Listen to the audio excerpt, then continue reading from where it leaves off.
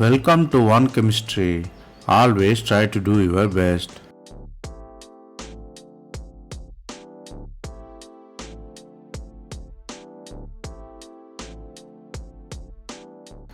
Now, let us see about 100 concepts in organic chemistry. We are seeing it as episode. This is the episode number 54. If you didn't watch previous episodes, I encourage you to go and see. Here, we solve 5 problems step by step. Stay tuned.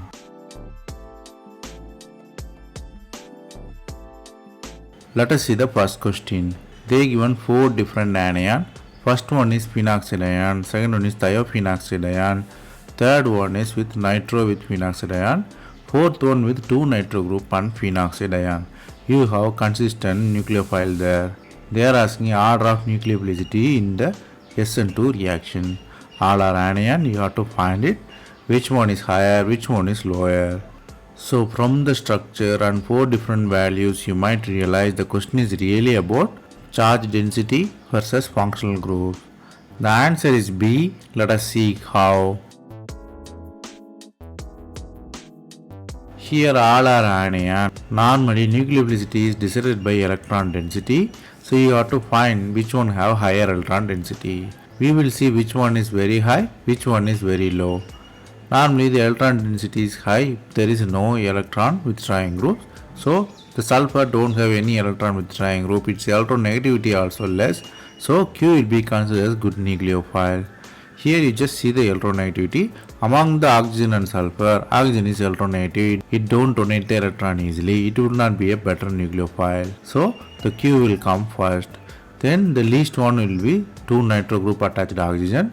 Oxygen is already electronegative, it don't donate. Nitrogen again withdraw the electron, make the oxygen more electron deficient. So it will be very poor nucleophile. So the trend higher will be Q, lower will be S there. Then among P and R has 1 nitro group, the negative charge density will be very less. So it will come next least and P will come middle one. So if you find the order, Q will be coming first, B next, then R, then S. Here I want to give the hint that always find the extremes in the trends or the order you are finding. You have to always find which one is very low, which one is very high. Remaining will be balancing out. So answer will be mostly correct by these 2 facts. Here the concepts you have to learn here is the nucleophilicity is decided by electronegativity. More electronegative atoms don't donate the electrons more easily. Second thing is more electronegative groups or electron withdrawing group decrease the electron density on oxygen or the nucleophile.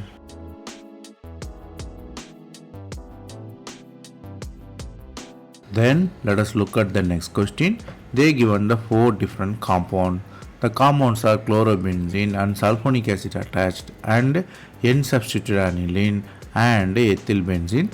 They are asking order of electrophilic nitration in the benzene. You have to find which one will undergo faster and which one will undergo slower.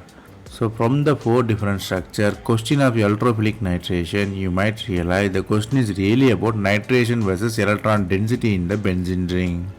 The answer is B. Let us see how.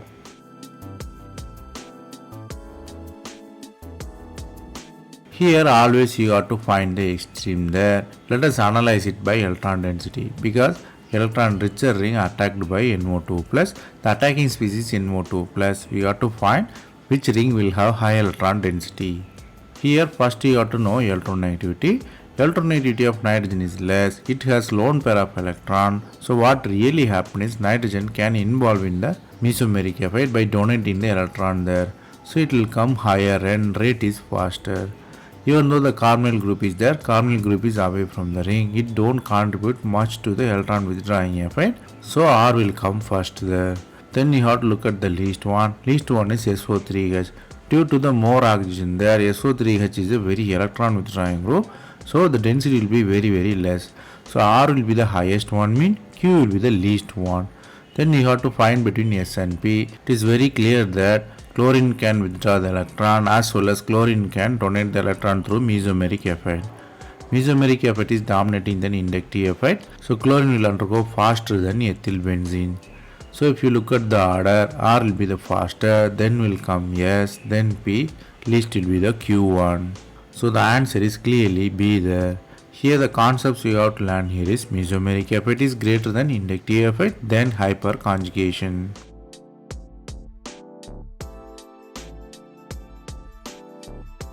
Then let us look at the next question. They given the three different structure. The alkene is connected with 5-member diene and a 3-member propene. Q will be 5-member diene on both sides. R will be 3-member alkene on both sides. So three different structure only differ in the ring size. Middle one will be always double bond. They are asking low rotational energy barrier. The easy rotation of the rings there. So from the three different structure and the question of rotational energy barrier, you might realize the question is really about double bond stability versus rotation. The answer is A. Let us see how.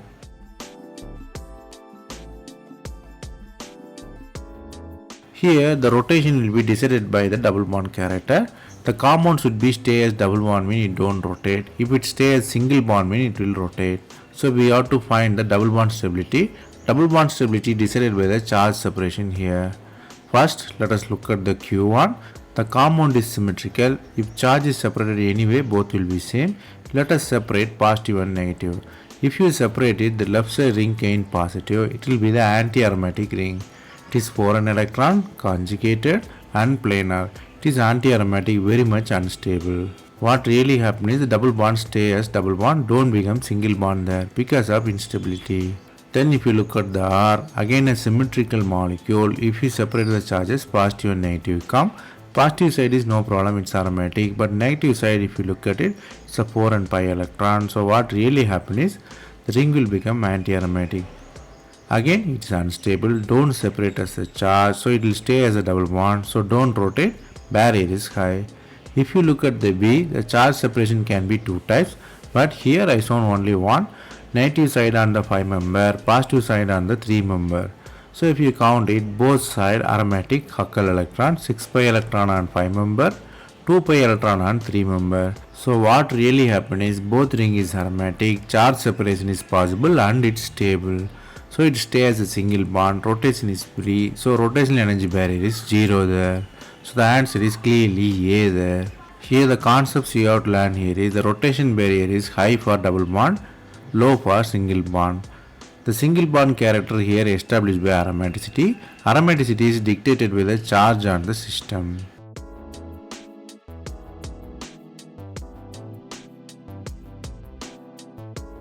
Then let us look at the next question. They given the linear compound with methyl branches, unsaturated alkene there in the system. They are asking compound nature and basic units. Here the question is really about isoprene.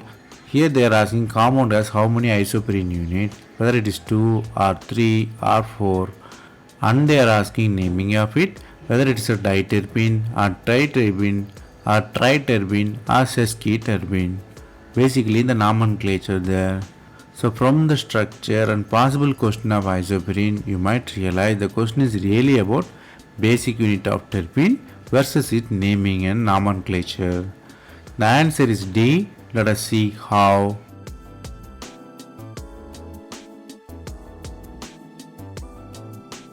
Here the compound has 3 isoprene units. Here I highlighted the basic unit there. Basic unit is isoprene. Normally it will come with double bond. For simplicity I shown with single bond. So basic unit of isoprene, it is a kind of 5-member branched system. So if you look at it, the system has 3 1. Normally you have to identify it with branched methyl. So if you look at just branched methyl, you have to find easily. First one methyl is easily identifiable. Second one is also easy. Third one will have little bit confusion because of both side double bond. It will have only one from either side. So total will be 3 isoprene units. Here I given the nomenclature. 3 isoprene unit means sesquiterpene, which contain 3 isoprene unit with 15 carbon atom. Naming and numbers are very different in terpene size, different from our IUPAC nomenclature. Just you look at monoterpene, it contains 2 isoprene unit. Diterpene it's 4, not 3. Then triterpene 6, tetra is 8. The middle one, the only one come in hemiterpene, and 3 means sesquiterpene, 5 means sesterpene. So basically you have to memorize that. Here the concepts you have to learn here is basic unit of any terpene is isoprene And the isoprene nomenclature start from monoterpene, which contain 2 isoprene unit. So di, tri all come with multiples of 2 there.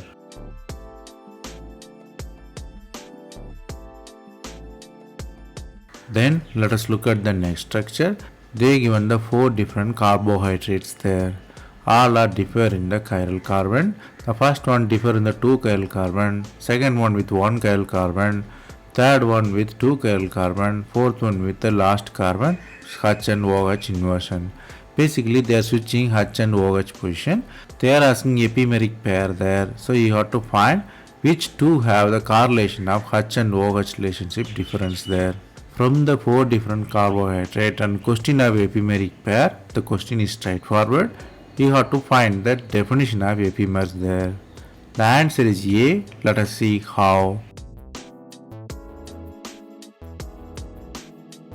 Here the question is straightforward if you know the definition of epimer there. The epimer difference is the compound differ in the only one chiral compound. They are technically called epimers there. If you look at the P and Q, they differ in the only one carbon. H and OH are inverted there. So it will be technically called as epimers there. Let us eliminate other two possibilities. If you look at the R, the 2 carbons are inverted. If you look at the S, 3 carbons again inverted.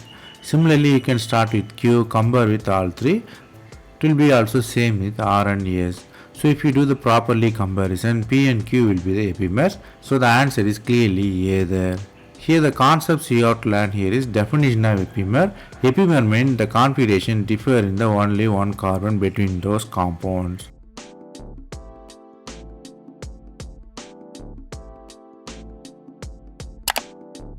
That's all from this episode. I hope it was easy. Thanks for watching. If you have any suggestion, comment below. Stay tuned for next episode.